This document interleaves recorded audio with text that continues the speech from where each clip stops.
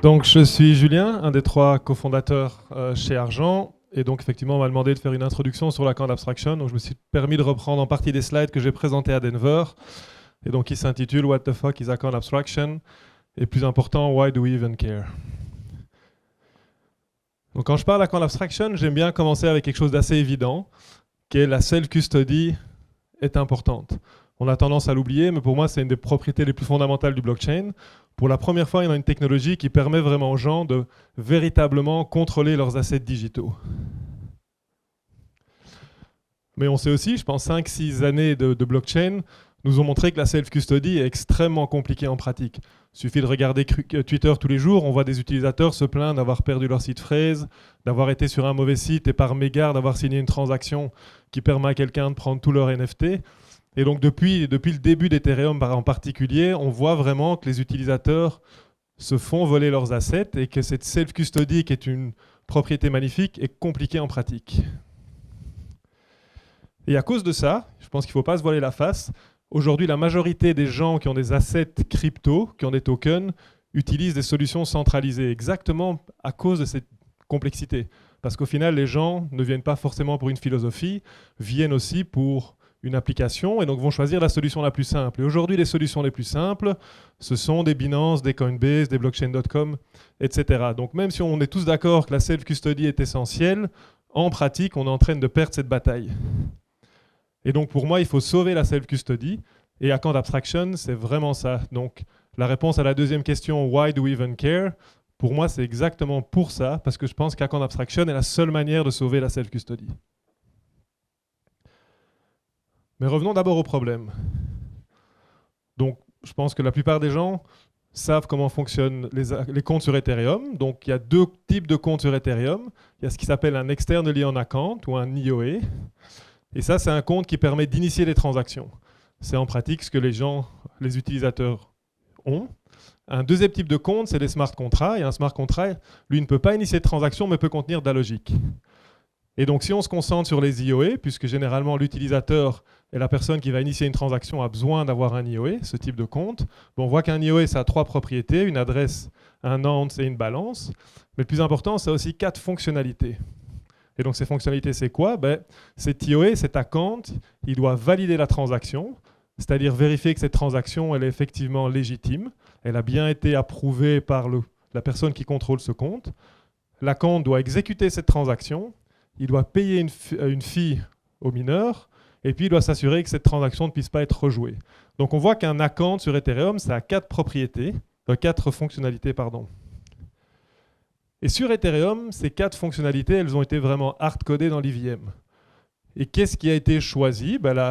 La solution qui a été choisie, c'est de vraiment lier cet account avec une paire de clés cryptographiques, que j'aime bien appeler un signer. Et comment est-ce qu'on fait le lien? L'adresse du compte est dérivée de la clé publique, et seulement la clé privée est autorisée à faire des transactions pour ce compte. Donc on voit que sur Ethereum, si on prend un pas de recul, on voit vraiment qu'on a le signer qui est dans l'espace utilisateur, qui est l'objet que l'utilisateur va contrôler, et lui, il est directement lié à un compte sur Ethereum. Et en fait, sur Ethereum, ces 2 concepts sont un peu liés. Le signer, c'est le compte, et le compte, c'est aussi le signer. Et en fait, ce coupling est à la base pour moi du problème.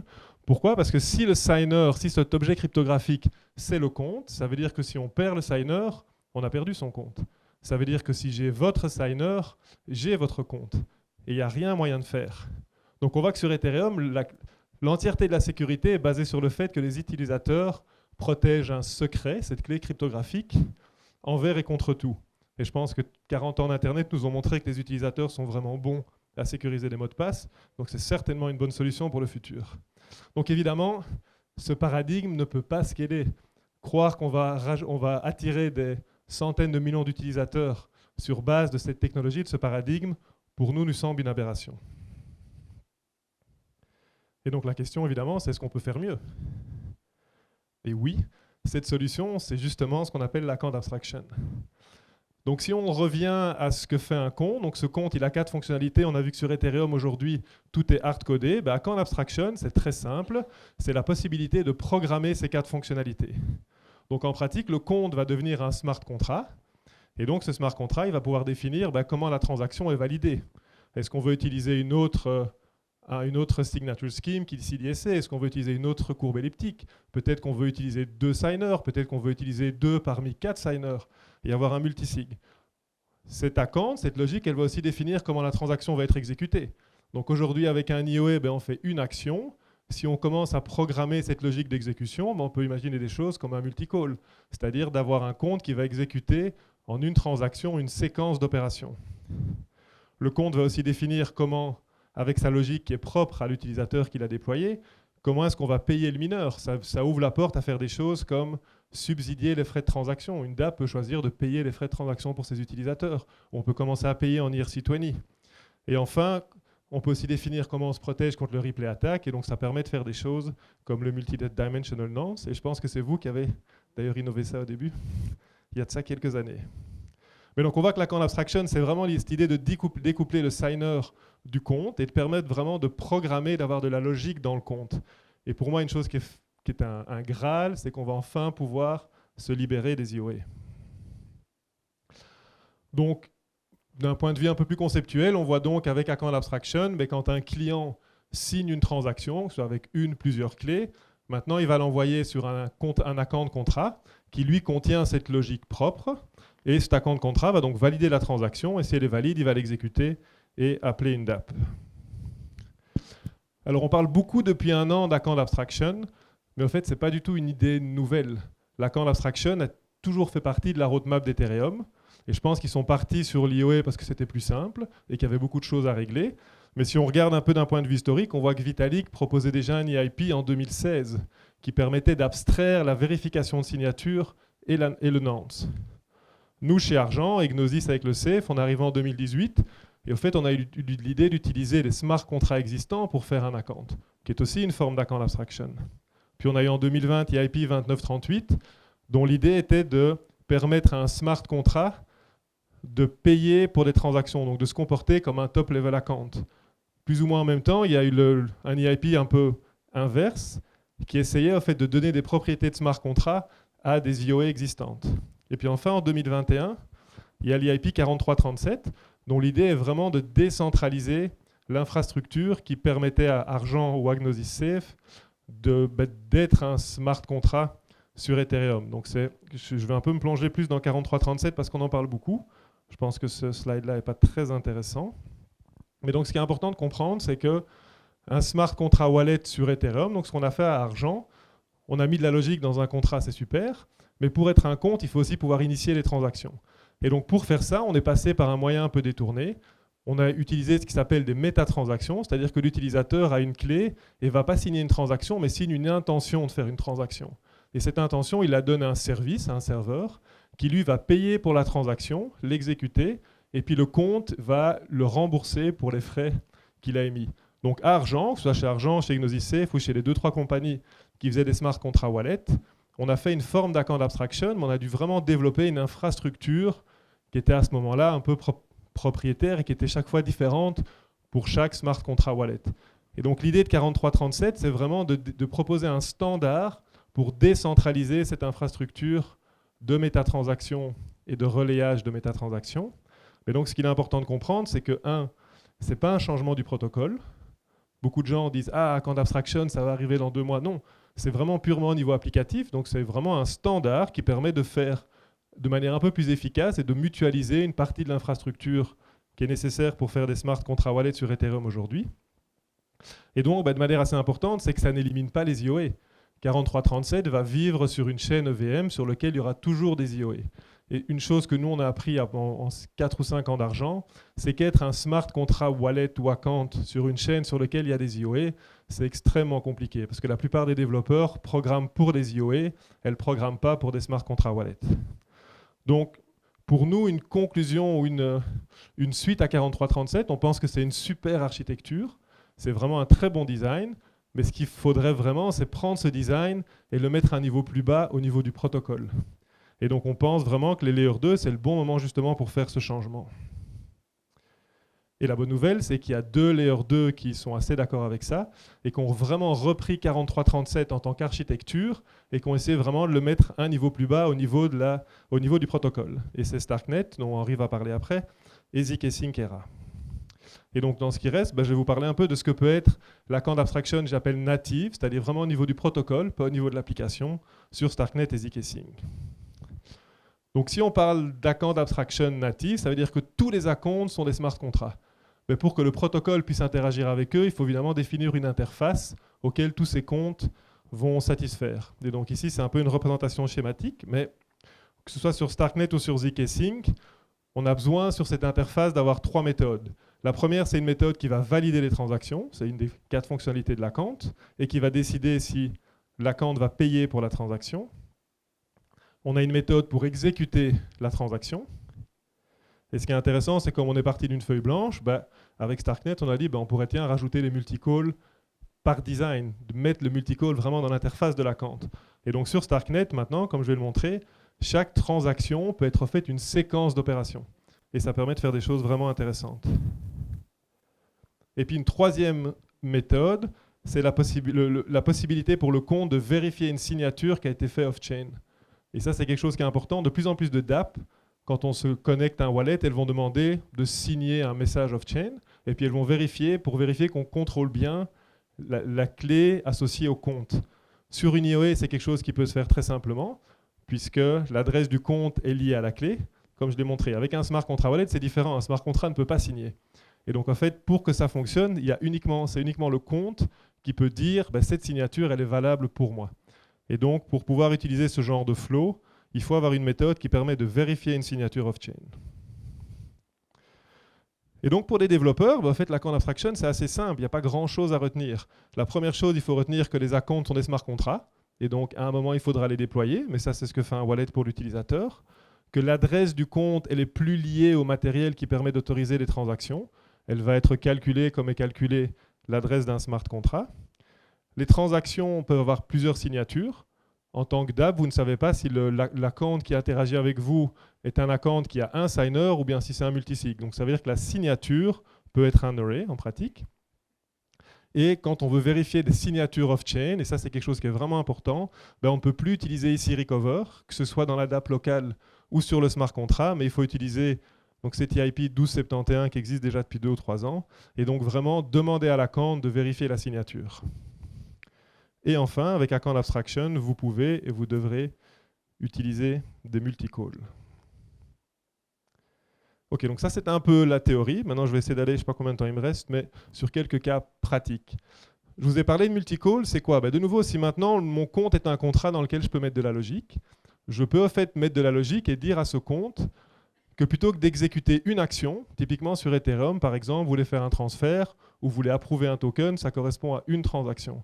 Avec un multicall, on va pouvoir chaîner une séquence d'opérations. Comme le compte contient de la logique, on peut lui dire, dans cette même transaction, tu vas d'abord appeler ce ERC20 et tu vas valider, puis tu vas appeler cette dApp et faire cette action, et puis tu vas appeler cette troisième dApp et faire encore une action.